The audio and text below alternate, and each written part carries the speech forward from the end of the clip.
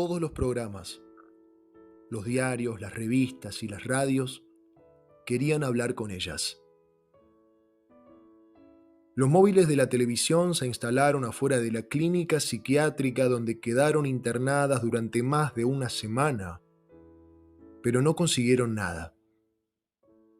Cuando fueron dadas de alta, los camarógrafos las persiguieron corriendo. Algunos se enredaron en los cables y muchos cayeron sobre el pavimento, pero ellas no huyeron. Solo los miraron con una sonrisa que después fue descrita como aterradora y mística, y se fueron en el auto que manejaba el padre de Mariela, la mayor. Los padres tampoco hablaban. Las cámaras solo pudieron registrar sus nerviosos paseos por los pasillos de la clínica, sus miradas temerosas y el llanto de la madre de Julieta, la menor, cuando salía de su casa con un bolso lleno de ropa. El silencio provocó la mayor histeria jamás vista. Las tapas de los diarios hablaban del caso de fanatismo adolescente más impactante no solo de Argentina, sino del mundo. La noticia fue levantada por las cadenas de noticias internacionales, fueron convocados expertos psiquiatras y psicólogos. El tema monopolizó los noticieros, los programas de chimentos, los magazines y talk shows de la tarde.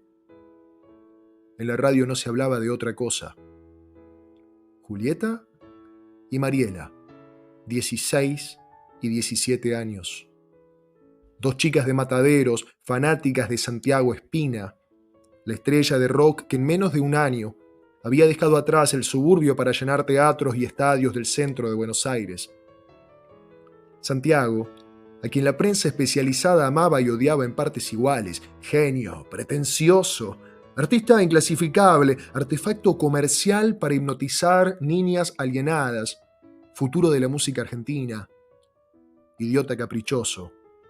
El Espina, como lo llamaban idólatras y detractores, dejó estupefacta a la crítica con su segundo disco, Carne. 11 canciones que dividieron las aguas aún más. De un lado lo llamaban obra maestra, del otro anacronismo autoindulgente. Las ventas se dispararon y la discográfica empezó a soñar con un lanzamiento internacional. Santiago Espina era extraño. Sí, era impredecible y casi nunca daba entrevista.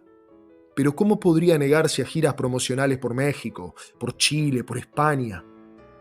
Solo tenían que convencerlo de que hiciera un videoclip de una vez por todas, para que el mundo pudiera ver sus ojos y el modo en que el pantalón le rozaba los punzantes huesos de la cadera. Un mes después de que Carne se agotara, la ciudad empapelada con el rostro del Espina recibía la noticia de su desaparición, días antes de la presentación del disco súper exitoso en el Estadio Obras. Las entradas estaban agotadas. Las fans, porque eran sobre todo chicas, lo que aumentaba el desprecio de los detractores, lloraban en espontáneas reuniones callejeras, organizaban marchas y recitaban las letras de Carne en una letanía extática, arrodilladas frente a póster del Espina pegados con cinta scotch a monumentos y árboles en todas las plazas de Buenos Aires, como si le rezaran a un dios moribundo. Cuando la desesperación se contagió a las adolescentes del interior del país, el hallazgo del cuerpo del Espina provocó un terror desconocido en los padres desorientados. Santiago apareció en una habitación de hotel de 11, con todo el cuerpo cortajeado. Había usado una gilet y un tramontina a conciencia para despellejarse los brazos, las piernas, el vientre. En el brazo izquierdo había cortado hasta el hueso. En el pecho era posible ver el esternón. Y, posiblemente semi-inconsciente, se había cortado la yugular con un tajo audaz y preciso. No se había mutilado la cara. Uno de los policías encargado de forzar la cerradura de la habitación abajo declaró que le había recordado a una cámara frigorífica. Era pleno invierno y además Santiago había dejado encendido el aire acondicionado. Hubo teorías conspirativas sobre un posible asesinato, pero fueron desechadas cuando trascendió que la habitación estaba cerrada con llave desde adentro y se difundió la nota suicida. casi ilegible por la letra nerviosa y las manchas de sangre. Decía: carne es comida, carne es muerte. Ustedes saben cuál es el futuro. Delirios agónicos, dijeron los expertos, y las fans callaron y lloraron encerradas en habitaciones donde se mezclaban los osos de peluche y los diarios íntimos con tapas rosas, las mochilas siempre sobrecargadas y las fotos del Espina más hermoso que nunca, ahora que la muerte le brillaba en los ojos. El país esperó una epidemia de suicidios adolescentes que nunca llegó. Las chicas volvieron a los colegios, volvieron a los boliches, y apenas se registró un caso de depresión grave en Mendoza. Aunque todas escuchaban el último disco de Santiago Espina, Carne, como la última voluntad y testamento de su ídolo, tratando de descifrar las letras en los foros de internet y largas conversaciones telefónicas. La prensa despidió a Santiago Espina con titulares y elegías, y por un tiempo se habló solamente de suicidio, drogas y rock and roll. El entierro en la Chacarita fue mucho menos concurrido y más triste de lo esperado.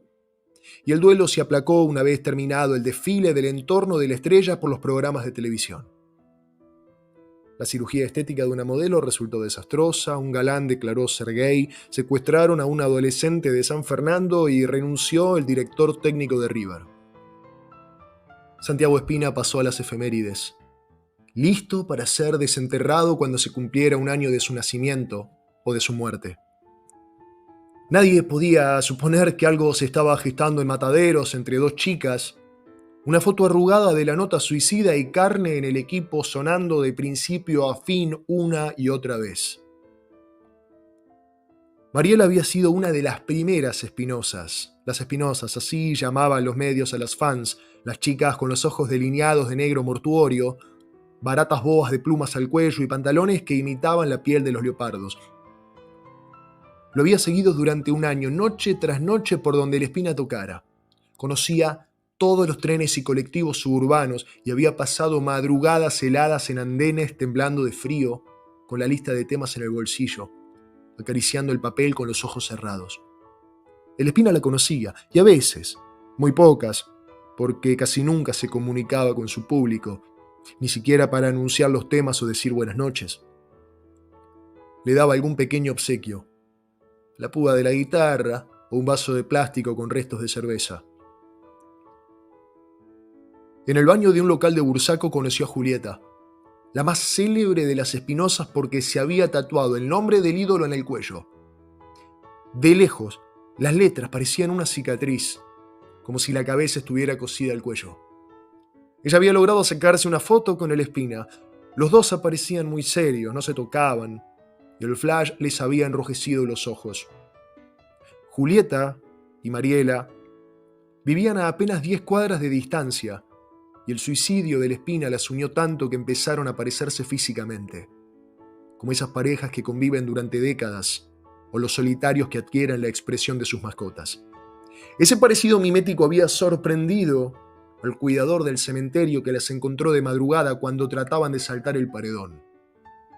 Estaba oscuro todavía, dijo, pero nunca pensé que eran chorros. De lejos se notaba que eran pibitas, y cuando me acerqué vi que además eran gemelas. Julieta y Mariela no lucharon con el cuidador. Aparentemente atontadas, se dejaron llevar hasta la oficina. El hombre creía que estaban drogadas y supuso que habían pasado la noche en el cementerio para velar al Espina. Él y sus compañeros habían encontrado chicas antes escondidas en los pasillos de los nichos y detrás de los árboles cerca de la hora del cierre, pero ninguna logró acompañar al ídolo hasta el amanecer. El cuidador creyó que Julieta y Mariela habían tenido suerte, pero mientras las retaba y les pedía el teléfono de sus padres, observó que las chicas estaban sucias de tierra, sangre y una película de mugre que apestaba y les cubría las manos y la ropa y los rostros. Entonces llamó a la policía.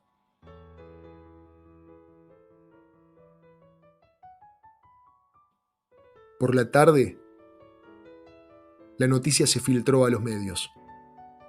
2 adolescentes habían desenterrado el cajón de Santiago Espina con una pala y sus propias manos.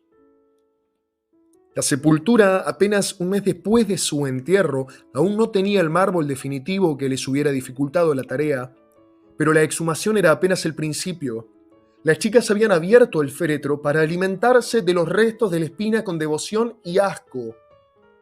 Alrededor del hueco daban testimonio de su esfuerzo los charcos de vómito. Uno de los policías también vomitó. Dejaron los huesos limpios, le dijo a la televisión, y el conductor, estremecido, se quedó sin palabras por primera vez en su carrera. Las chicas fueron llevadas en un patrullero hasta la comisaría y allí se decidió su internación en una clínica privada. Los policías dijeron que Julieta y Mariela nunca habían llorado ni hablado con ellos. Solo se susurraban cosas al oído y estuvieron todo el tiempo tomadas de la mano. Trascendió que cuando quisieron bañarlas en la clínica, se resistieron con tanta furia que una de las enfermeras acabó mordida y arañada. Hubo que medicarlas y limpiarlas dormidas. Hablar con ellas, con sus familias, con sus médicos, se convirtió en una prioridad, pero todos callaban. La familia de la Espina decidió no demandar a Julieta y Mariela para que no siga este horror. La madre de la estrella, decían, vivía sobrecargada de tranquilizantes. Las versiones de un intento de suicidio previo no pudieron confirmarse. Tampoco se encontró a ninguna novia de la Espina, solo amantes que no habían pasado más de una noche con él y poco tenían para contar. Los músicos de la banda se negaron a hablar con la prensa, pero quienes los conocían afirmaban que estaban choqueados y, sobre todo, asqueados. Se supo que todos abandonarían la música para siempre. Nunca habían tenido una buena relación con Santiago. Eran empleados, o más bien esclavos que aceptaban sus caprichos con resignación, por ambición y una admiración distante. Las fans se sentaron malhumoradas en livings y paneles televisivos a pelear con conductores y psicólogos. Habían decidido evitar la ropa negra y aparecían despatarradas sobre los sillones con los labios rojos, pantalones de leopardo, remeras brillantes y las uñas rojas, azules, rosadas, verdes. Contestaban a las preguntas sí y no, todo con monosílabo y a veces con risitas irónicas. Una de ellas, sin embargo, lloró abiertamente cuando le preguntaron qué pensaba de las chicas que habían comido del ídolo. Desafiante gritó: «¡Las envidio! Ellas lo entendieron». Y balbuceó algo sobre la carne y el futuro. Dijo que Julieta y Mariela estaban más cerca que cualquiera de ellas de la Espina. Lo tenían en su cuerpo, a la Espina. Lo tenían en su sangre. Hubo un programa especial sobre los adolescentes soldados caníbales de Liberia que creen obtener la fuerza de sus enemigos devorados y usan collares de huesos. El canal que lo emitió fue denostado como ejemplo de mal gusto y simplismo. Se habló de la necrofilia como perversión nacional y los canales de cable programaron Viven y Voraz. Hasta Carlitos Páez Vilaró participó de una mesa redonda y se vio obligado a diferenciar su antropofagia por necesidad de esta locura. Especialistas en cultura rock y sociólogos desmenuzaron las letras de Carne. Algunos compararon a la Espina con Charles Manson. Otros, horrorizados, denunciaron ignorancia y simplismo y elevaron a la Espina a la categoría de poeta y visionario. Julieta y Mariela, mientras tanto, permanecían en sus casas de mataderos, separadas por 10 cuadras. Les habían prohibido volver a comunicarse. Dejaron el colegio. El padre de Mariela amenazó a los camarógrafos con un arma desde la terraza y los medios retrocedieron hasta la esquina. Los vecinos sí hablaban y decían lo predecible. Buenas chicas, adolescentes, un poco rebeldes. ¡Qué barbaridad! Esto no puede volver a pasar. Muchos se mudaron. La sonrisa de las chicas, congelada en las pantallas de sus televisores y las tapas de los diarios, les daba miedo. Mientras tanto, en todo el país, en cada cibercafé, las Espinosas se reunían frente a las pantallas de las computadoras porque comenzaron a llegar los mails. Ninguna podía jurar que fueran de Julieta y Mariela. No sabían si ellas tenían acceso a internet en su aislamiento, pero todas lo sabían, lo deseaban y guardaban el secreto celosamente. Los mails hablaban de dos chicas que pronto cumplirían 18 años y se liberarían de padres y médicos para tocar las canciones de Carne en sótanos y garage. Hablaban de un culto subterráneo imparable. De ellas, las que tenían espinas en el cuerpo. Las fans esperaban con brillantina en las mejillas, las uñas pintadas de negro y los labios manchados de vino tinto, el mensaje que les diera la fecha y el lugar de la segunda venida, el mapa de una tierra prohibida. Y escuchaban la última canción de Carne, donde la espina susurraba: si tenés hambre, come de mi cuerpo. Si tenés sed, bebe de mis ojos.